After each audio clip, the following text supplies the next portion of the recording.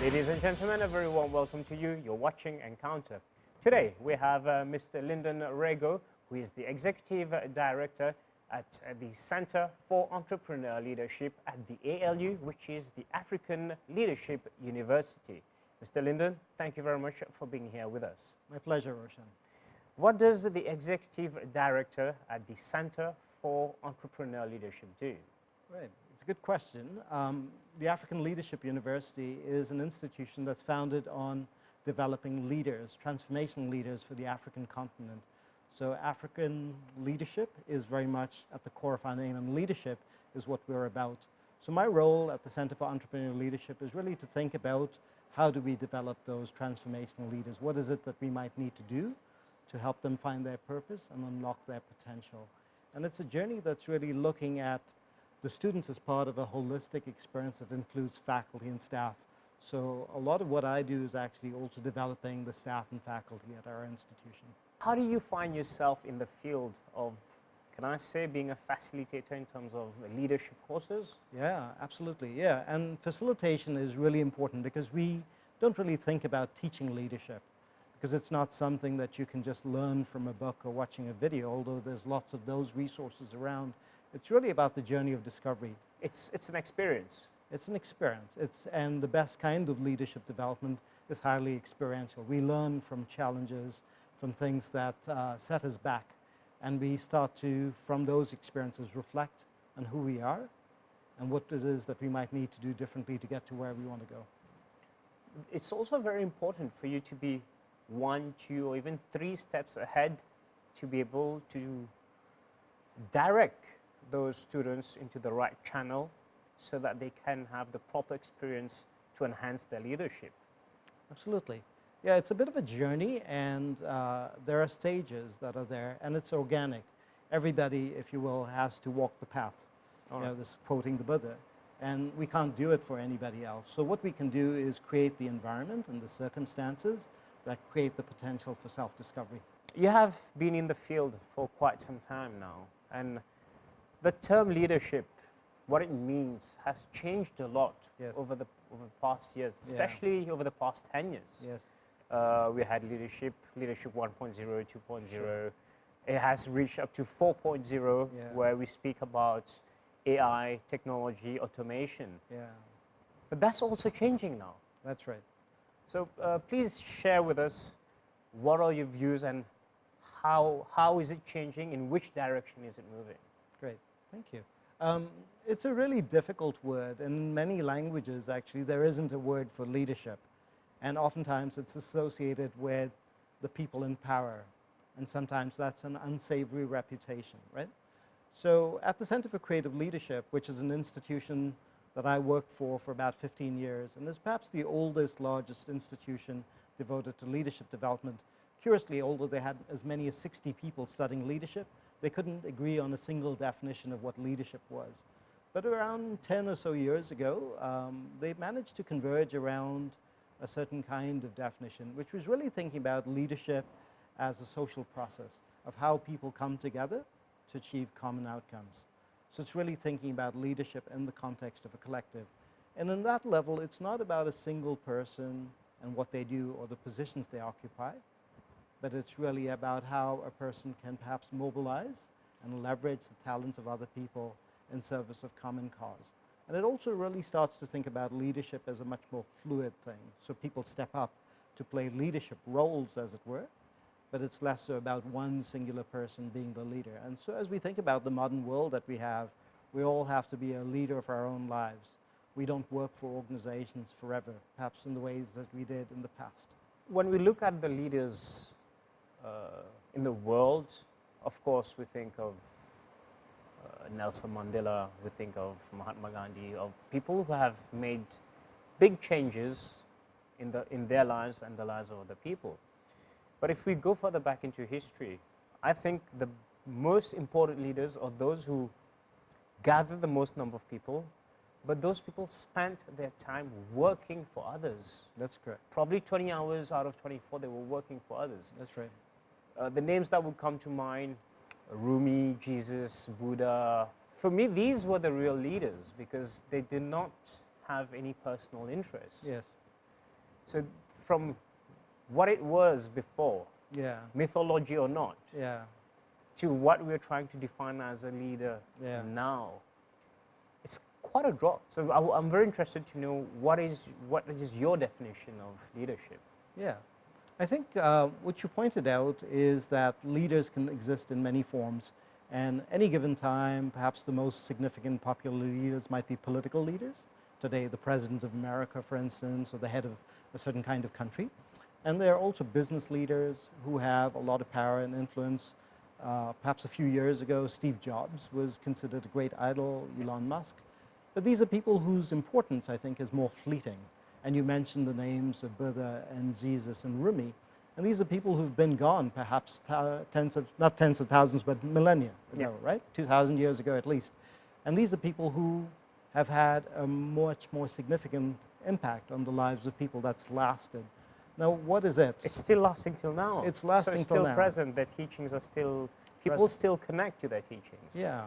So what is it that they do that is different from business or political leaders, right? And one of the things is that those leaders are focused on perhaps creating outcomes in the present day. But I think the other leaders that you talked about are much more focused on self-transformation, right? And that's about the human journey.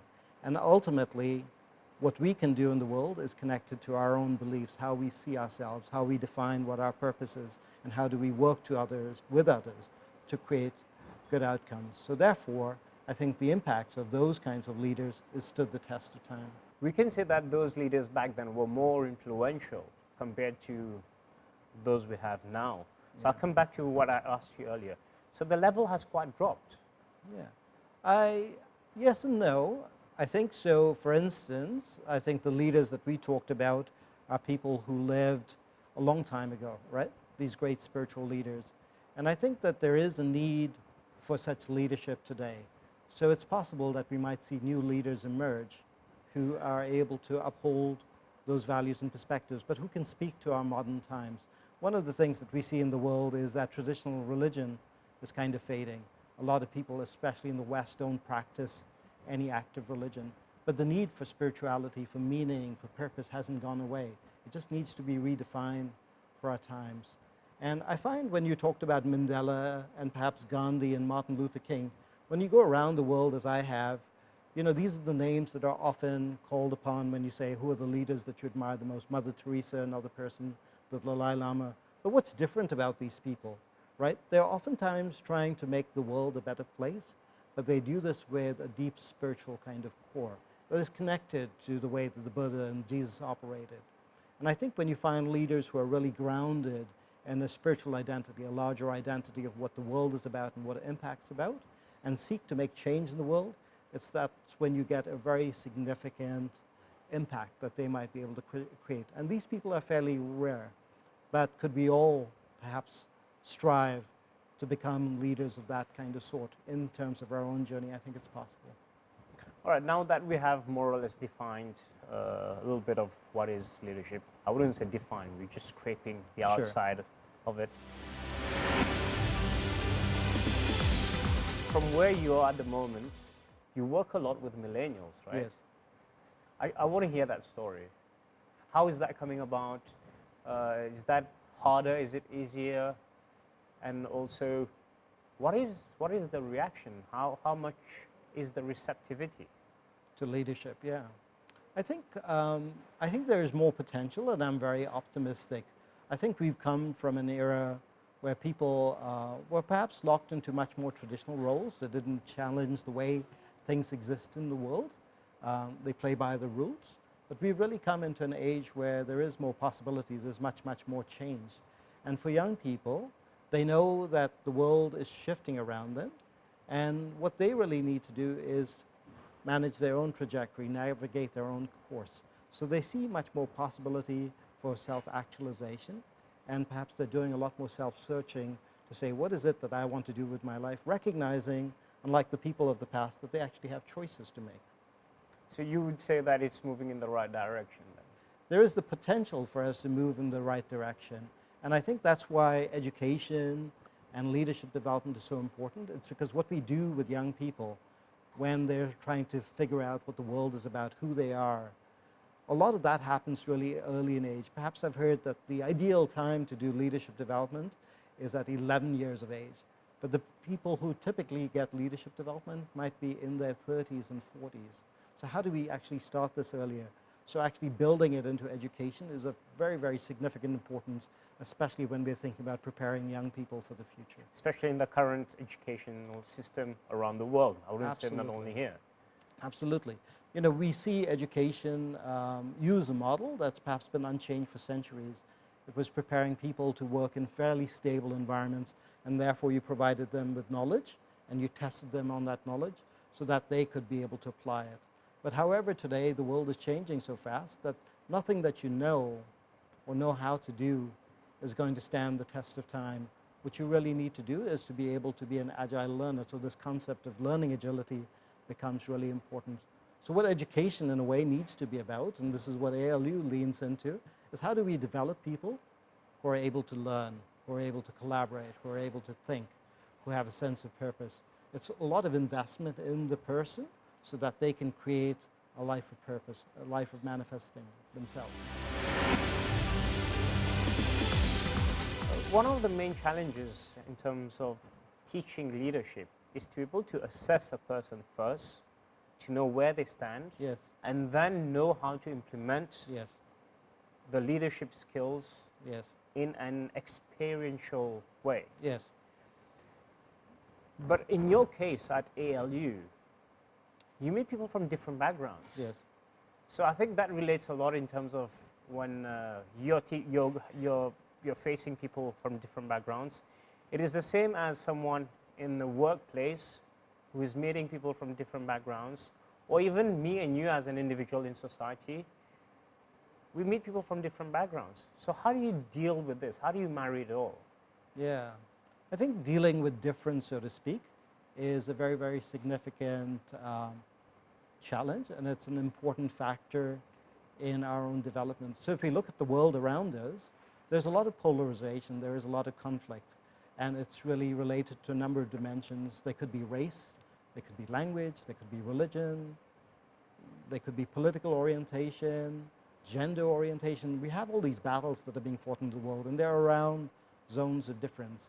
And part of what we need to do is to recognize that we might be wired a certain way, we might have our own values, but what we need to do is find a place where we can find the meeting ground between other people and recognize our common humanity. You mentioned Rumi earlier, and one of the quotes that he had that I really love is said, "Out between right and wrong, there's a place, I'll meet you there." So it's really recognizing that there's a deeper essence to what we're about that is not in that quick and easy zone of what I see is right, what you see is perhaps wrong, unless you agree with me as well. It's a different matter of perspective. It's a matter of perspective and a matter of respect and recognizing that the world that I see and I live in may be different for the one that you live in, and I need to be able to understand your reality and find that common ground. So a lot of leadership development is to be able to cultivate our ability to operate in those ways. Why do people have, I'll ask this question again, why do people feel more comfortable when other people are doing the same things that they are? Yeah. So I find this a little bit in religion, a lot, Yes. that people tend to try to make others become like them. Yes. And why is it such an issue? Why do people feel comfortable in that sense, and why not accept the difference? Yeah. I think we're largely social animals, and not a scientist in this way, but in a way, if we look at the way that we've evolved as human beings, we've evolved in societies where sameness and comfort and safety are all kind of important. And sometimes it seems like when we have people who are like us, we can be safe, we can be comfortable. It's a known kind of world. So actually dealing with difference is something that's really challenging. But on the other hand, no transformation or no innovation happens when you're working in the zone of sameness. The world that you know is the world that it is. So oftentimes, to get to bigger things, we need to be able to leverage difference. And so difference is actually something that is extremely valuable, extremely beautiful, right? But it really takes a skill to be able to work with the threads of difference, just as an artist works with different color, or somebody who makes tapestries, works with different threads. It's the diversity that makes things valuable and beautiful. But we have to know how to actually appreciate those differences. I think that it's quite selfish to try to make other people come like you. Yes. Because one of the main reasons why you want other people to become like you is because you want to feel safe. Yes. But that's selfish. Yes. And I think we try to move in ways that are oftentimes, even from a traditional leadership perspective, sometimes leadership is seen as the art of influence. So how do I convince you that what I see is the right thing? But I don't need to convince you. I need to inspire you. That's a big difference. Yeah, and I'd say inspiring is still really saying that I've got a vision and how do I imprint my vision on you? But there's something deeper that's there, which is to say, well, what's your vision? What are you about? Where are you trying to go in your life? And from there, try to find the common ground between my aspirations and yours. So great leaders, of course, oftentimes people who listen, right? All right, we're talking about a little bit of the whole theory aspect. Now let's get a little bit deeper. What is the first thing you do when you're in front of a fresh batch of students? Usually what I do in terms of the leadership programs is really to get them to think about how they came to be, who they are, so the zone of identity. It's something we take for granted oftentimes, that I am who I am, but we don't necessarily reflect on ourselves. And a lot of who we are is something that is fairly subjective, and it's come about from the culture that we've been grown up in, from our life experiences, the things that have happened to us, and sometimes through things that were perhaps hardwired in terms of personality or IQ. But actually being able to come back and examine the choices and what got us here becomes really important. But from there, once you're able to do that, you're actually helping a person to be able to discover, what am I really about? And that becomes a lever to then look forward. Why is it so important to be able to identify where you are as of one specific moment? Yeah. What is the psyche behind it? Right. So I think leadership, a foundational aspect of leadership development is really the zone of self-awareness. And this is, again, when you talked about what those great leaders, from what the Buddha talked about or Jesus talked about, was really about a lot of contemplation, a lot of introspection. Because you're really saying, who am I and what really matters? Because if you don't have that, what are the choices that you make? You're really carried by the tide of circumstance. It's not really driven by yourself. And so really leadership is really about making thoughtful choices from a place of purpose, from a place of intention. So unless you can spend the time of discovery within yourselves, you perhaps don't have a level to say, well, what's the compass that I should use to navigate my life and make the choices that are important? If you had one thing to tell to parents in terms of helping their children becoming better leaders, what would it be? What would be that first thing you would tell them? Right. I think one of the things that I'd really think about is to help your kids really understand who they are, what their purpose is, and give them the opportunity to experiment with different things and to learn. And much like what I would do as a leadership facilitator or coach, is to be there to perhaps ask them questions, to help them examine their choices. So sometimes parenting becomes, in the way that we've talked about me trying to imprint my values, my beliefs on my child. But it's much, much more powerful to help that child actually discover who they are and what they're about, and also learn from your values and your experiences, but make those choices so that they become their own, rather than choices that you've decided are the ones that are right for them. One common misconception we find nowadays with leadership is, yes, it's people who have power that are normally leaders, but the best of leaders are those who help people under them achieve the best of what they can do. Yeah. Like a manager in a company, Yes. he wouldn't just be barking out Yeah. directives and orders. Yes. He would go down to people working for him and say, how can I help you better? Exactly. Yeah. So that you can make the whole system more smooth. Yes. But it's very rare that you find it nowadays. Yeah. It's the other way around. Yes. It's more like a pyramid rather than a horizontal structure. Yes. Yes. I very much agree. And perhaps enlightened leaders, and I think there are more of them working in the field, start to see leadership as not a hierarchical process. Because at the end of the day, no leader, no matter how smart or how powerful, can do very much alone, right? You need other people. And the problem is that even a leader, regardless of how smart they are, they don't know everything. We live in a very complex, distributed, fast-changing world. So what you need to do is really leverage that diversity, the talents of all the people. But the task of leadership really is to be able to create a common sense of purpose, that direction, the alignment, and how people are pulling together, and the commitment to make it seem that, well, this is what we're all committed together. And so the art of leadership is about unlocking people's potential, right? We might say that the job of the leader is to develop other leaders, not to be the smartest guy in the room. That paradigm has failed us badly. Lyndon, you're clearly very passionate about leadership and developing leadership qualities and skills in other people. But what drives you? Yeah. I'd say when I was young, I grew up in India. And this was back in the 70s and early 80s. And India was then a very poor country. It's still a relatively poor country, but it was a great deal poorer back then. And I remember growing up in Mumbai and seeing the sidewalks covered with people who were just living on the street, who were really poor. And in particular, I lived in an apartment building, and there was a family that lived on the sidewalk right at the bottom of the building. The mother used to work to clean houses.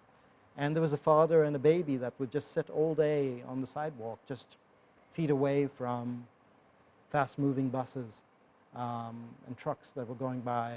And this child had really nothing to eat, actually didn't have a stitch of clothing. And I had an awareness that my life was so different by virtue of where I was kind of born. And there was a commitment then to say that I wanted my life to be about somehow improving the world, making a difference. And that stayed with me forever. And I feel that that child, and I don't know if the child survived or what kind of life it would have, was in a way a certain kind of guiding star for me. And my life is perhaps a reflection of a certain kind of message that I took from that child. So my purpose has really been about how can I use leadership, innovation, all the tools that I have to somehow make this a better world. How do you think you're doing so far? Well, I'm on the journey. I've been able to perhaps do some things, but as we talked about, it's really about unlocking the potential of other people, of building movements. And so far, much of what we do are little specks in the universe. So I can't perhaps judge what my impact has been or what it will be. I can only perhaps step forward with this zone of intention. You're conducting a program called Leading from Within. It's open to the public. Yes. So tell us more about what is it about? Yeah. So again, it's this notion that is really going to be predicated around self-discovery, around identity, and creating the space for people to understand that. And because it's an open program, there are going to be a lot of people coming in, and people that each person coming in perhaps wouldn't know. So it's an opportunity to learn from the perspectives of other people and to be able to share one's journey. And out of that comes the zone to be able to actually be able to reflect back on one's life and think about the things that one might need to do differently. So we'll really move the program from perhaps the past or wherever I come from into the future to say, what's the world that I want to create? What is it that I might need to do to change myself? Nelson Mandela, who we've discussed earlier, said something really profound. He said, you can't change society unless you first change yourself, right? And so really, Gandhi said, be the change you want to see in the world, right? So all these people inherently knew that we can't create transformation in the world unless we first change ourselves. So Because this program is about you that. create the inspiration for others to follow, and there's no leader without followers. Exactly, and you really have to be authentically that person. You have to role model it. Because at some point, if you say something and you do something else, people can see through it. It will come out at the end of the day. It will come out. Well, thank you very much for being with us. Before wrapping up this program, is there anything else that you would like to add on from your journey that it has been for so many decades? Yeah. Maybe I can speak to the notion of being in Mauritius, if that's okay. Yeah, sure. So I've had the privilege to be 2 years in Mauritius. Yeah. And it's a really beautiful place. And it's also a place with a lot of diversity. It's not a very old country, but you've had people who've come from Europe, you've had people who've come from Africa, you've had people who've come from Asia. And they all live in this little paradise island in a state of harmony. But like many parts of the world, it's a place that's going through a lot of change. The old traditional industries perhaps are dying. And I think there's a great opportunity to take this beautiful land and all the diversity that you have here and transform it into a place that has a beautiful future. And I think the opportunity that I see here is for the people of this country to come together and create that shared vision that's going to take them into the future. So that's my experience of Mauritius, really appreciating the wonderful place and the diversity that you have, and recognizing the potential for this nation requires people to come together.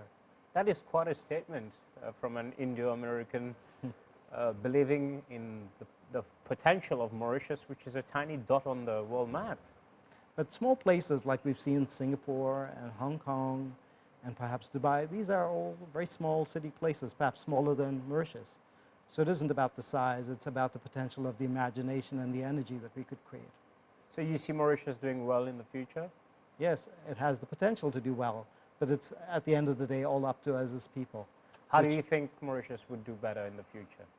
I think it's really about unlocking, like so many other places, the potential of people. And I see the geolocation between straddling, if you will, Africa and India as being something that's really interesting. It's also a place that has a lot of diversity with people coming in from Europe. So how do you actually harness the potential of all those different cultures and people to really imagine what this island could be about? I have a feeling you will come again to Mauritius. I'd love to be back. Even though you're leaving quite soon, I have a feeling you'll be back. Yes, it has a place in my heart. Well, thank you very much for sharing your time with us, Lyndon. It has been a pleasure having you for Encounter. Thank you, Roshan. My pleasure too. Ladies and gentlemen, we have now come to the end of this episode of Encounter. If you have any queries, questions, proposals, or any questions on the topic or on the guest who was here today, drop an email. It's encounter@mbc.itnet.mu. Until the very next program, goodbye.